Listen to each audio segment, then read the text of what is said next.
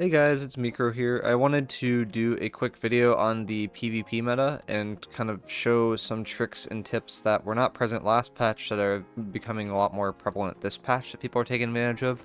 So one thing that you might have noticed is from the attribute standpoint, 150 dex and 250 int were significantly nerfed to the point where these are pretty minimal effects.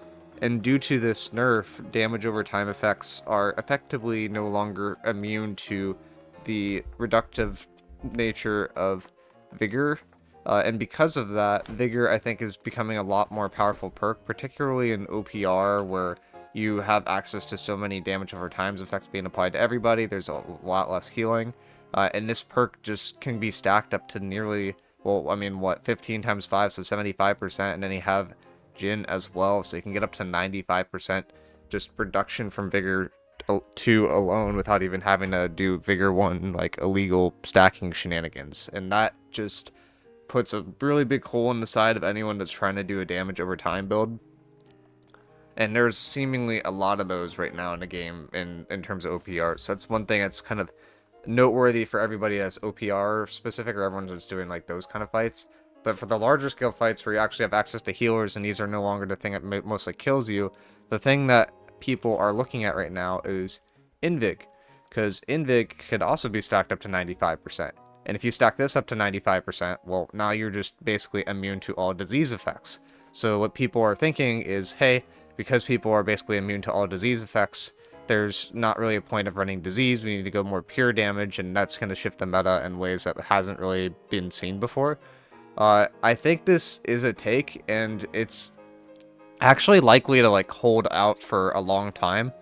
Invigorated is just simply a better perk than the perks required to extend like durations of disease and whatnot. Like if I look at Infected is one perk slot that extends it by 13 to 16%. That doesn't include weakens, that doesn't include the other forms of things that Invigorated 2 could actually kind of prevent, right? Like Invigorated 2 works versus weakened, disease, exhaust, and rend, but you need individual offensive perks to extend the duration of weakened, disease, and I don't think there is one for exhaust or rend.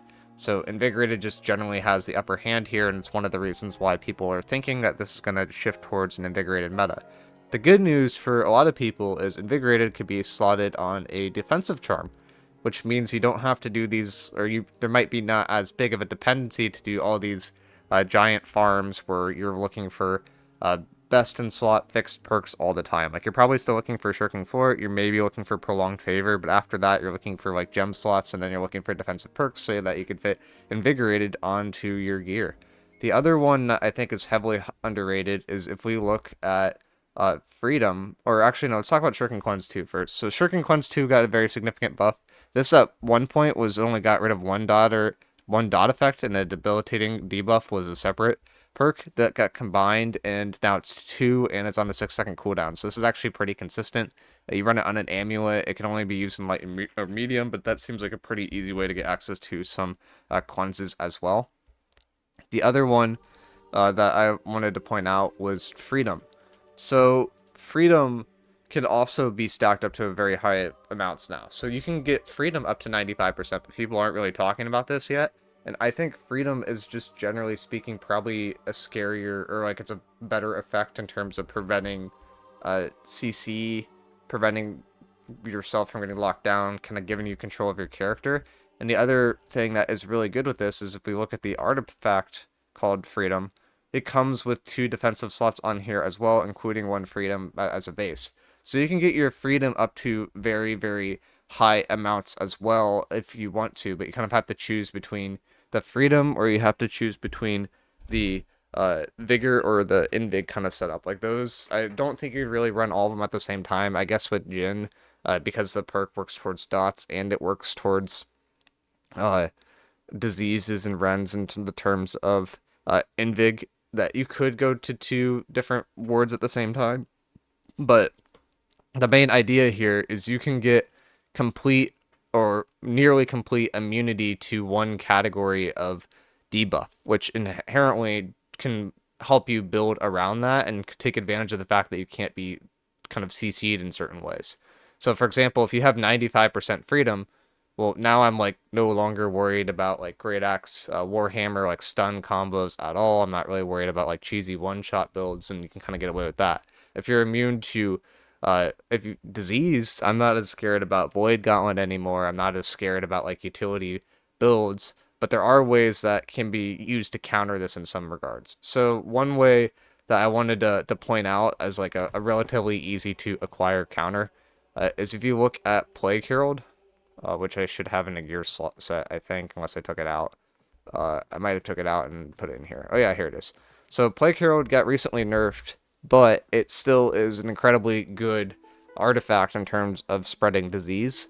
This disease will get reduced, but the thing that makes Plague Herald incredibly strong is if you run one infected anywhere on your gear, the plague spreader effect, the one that works off of the light attacks, effectively just gets extended towards infinity because each time you reapply it, it like refreshes to the stacks it was before, and then it adds the duration from the infected perk. So what that effectively means is there's not an easy way to counter this plague spreader debuff, even with access to Invig.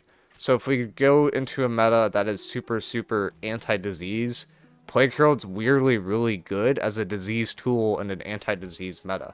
The downside is you have to make room to run Infected, which is not really what you're looking to do for the most part with your perks, because Infected 2 is only set at 16%, so it's like you have to sacrifice a good amount of perk charms in order just to have the ability to disease people. But we might see a few builds come about that are just built on diseasing people no matter what. So it's like even if you're running one of these setups as anti-disease, the infected base damage duration increase, that is not affected by the disease duration reduction from Invig. So if you have one or two people that are running an anti-disease or an anti-disease build, however you want to call that, diseaseception over here, then you can effectively completely negate the entire meta, and there's not really much that the other team can do about it. So we might see like some very utilitarian builds that are literally just just built upon spreading disease to everyone possible. Maybe they have like BBs with like plague splitting grenades. They have plague crits on their weapons. They have plague strikes somehow. Like those kind of perks, and all they would do is look to exist, stack infected, and just spread disease to everybody if everybody is looking to counter disease with their particular builds. So that's something that I thought was kind of interesting. The interesting part about this like new gear system is it seems like the metas could like revolve around themselves really quickly, right? Like Invig seems absolutely insane on paper, but you could very easily counter Invig by just swapping around your offensive slot on your gear. So maybe we'll get to a point when the offensive slots are generally speaking a little bit better because they seem relatively weak right now, where people are like looking to actively swap their gear to counter metas. And kind of there's going to be like a meta, there's going to be an anti-meta, and then there's going to be like an anti-meta meta, if you will, and it's going to kind of revolve in a circle where everyone's trying to outdo each other by having slightly different gear that is teching towards different things. That wasn't really possible before because of how static gear was. But that is more so possible now with this new gearing system, which I thought was really interesting. But let me know what you guys think. Let me know if you think this is like kind of a overcook, if you will. But this is something I've been seeing pop up in a lot of PvP discords. It seems like something that people are generally building towards in terms of disease. And this seems like a way to kind of mitigate that. The alternative is you just like forget about all this stuff and you're just like, I'm just gonna send some muskets in there with 5 con and they're just gonna shoot people. And when you shoot people with the musket, they just get blown up because they're using perks to counter dots when musket could just literally just delete you from the game without even having to apply dots at certain times.